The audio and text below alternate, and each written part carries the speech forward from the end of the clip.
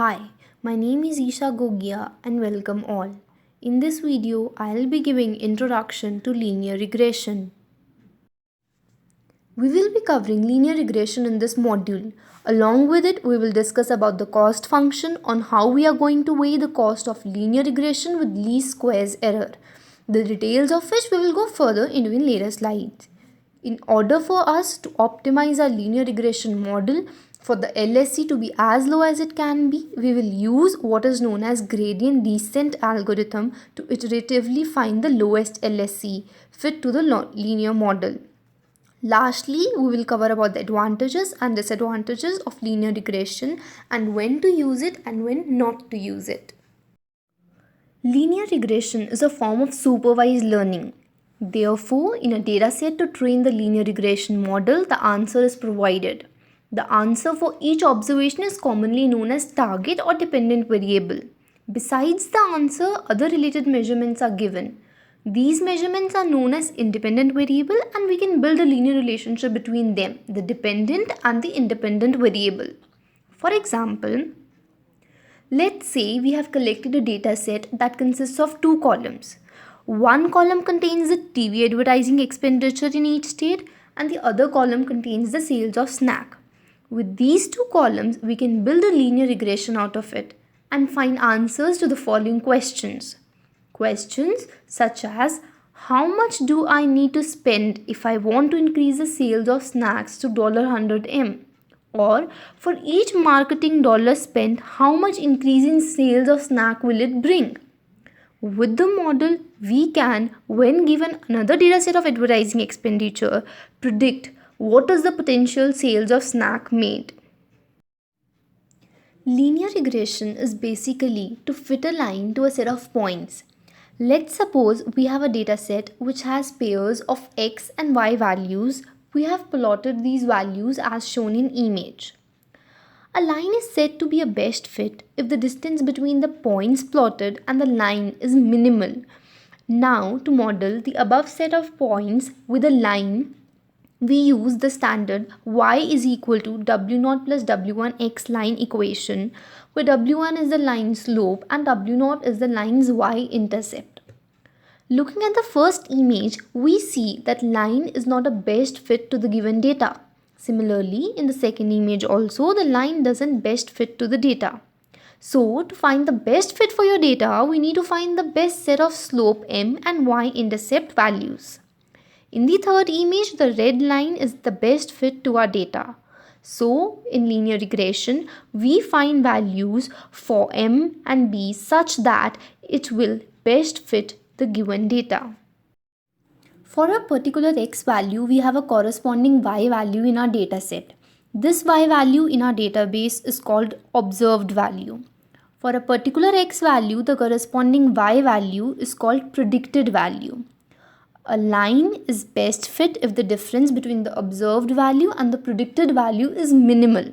A cost function let us figure out how to fit the best straight line to our data. To find the cost function, we first calculate the residual for entire training set.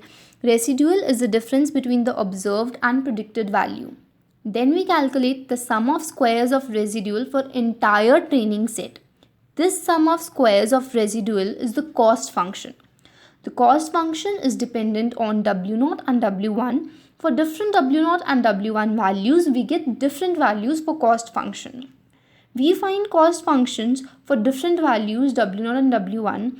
Out of all different cost function values calculated, we select the pair W0 W1 for which cost function is minimum.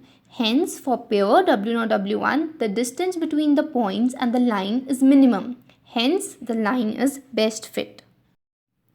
This paraboloid can help to visualize the residual cost function. Y-axis is the value of cost function and the x-axis, z-axis is W0 and W1. Gradient descent is used to find the minimum value of cost function. In gradient descent, we'll keep changing W0 and W1 a little bit to try to reduce cost function until hopefully we wind up at a minimum or maybe a local minimum. Let us look at the image of gradient descent. Here, y-axis is cost function and the x-axis, z-axis are W0 and W1 respectively. Here, we want to minimize the cost function. To start with, we will select a random value for W0 and W1. This value corresponds to some point on the surface of function. Imagine the picture of gradient descent as landscape, which has two red hills. We are standing on one of these red hills and we want to go downhill. So standing on top of red hill, we around us find which direction should we go to reach downhill. Then we take a small step in that direction. And now, standing at this new point, we again look around to find a direction in which we can take a small step to reach downhill. We go on repeating this till we reach the downhill. In picture, you can see the blue region represents the downhill. Depending on the direction we take, we reach to a different downhill. Now, with this analogy, the values of W0 and W1 are kept on updating using the shown formula till the cost function reaches local minimum.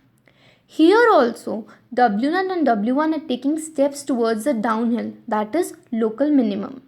How big step to take is decided by alpha, which is called the learning rate.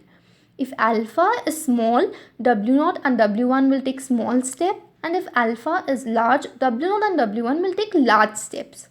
The value for alpha has to be decided through trial and error. Once local minima is reached, that is cost function is minimized, the corresponding values of W0 and W1 can be used to build a linear regression model. Linear regression cannot be used for all applications.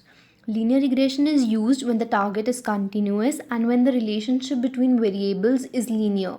When the relation is non-linear, we use polynomial regression. And that concludes our video. This course was created as a part of the Stanford Crowd Course Initiative, the world's first massive online open coursework developed entirely by an online community. If you'd like to learn more about us or view more courses, visit crowdcourse.stanford.edu.